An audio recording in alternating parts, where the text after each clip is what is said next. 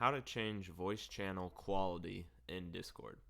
So from within your Discord server, go ahead and find one of your voice channels. For myself, I'm going to be using my general voice channel. Then go ahead and just give it a right click, or you can click on the edit channel logo that appears when you hover over the general channel. So I'll go ahead and click on the edit channel option.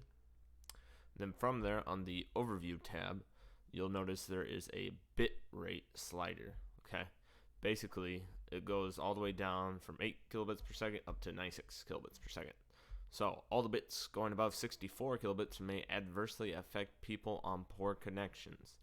So if you want to have a better sounding quality, you can raise it up to 96. But do note that when you do this, somebody, if they have a poor connection, it may affect their ability to hear you, and also may affect their ability to get their voice across through their mic, just because the quality will be increased, and so it will take a little bit more time to process.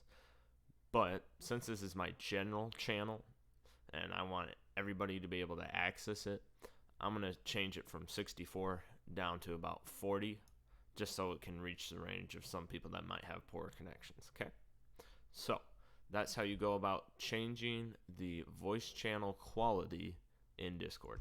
And then also make sure you always click on save.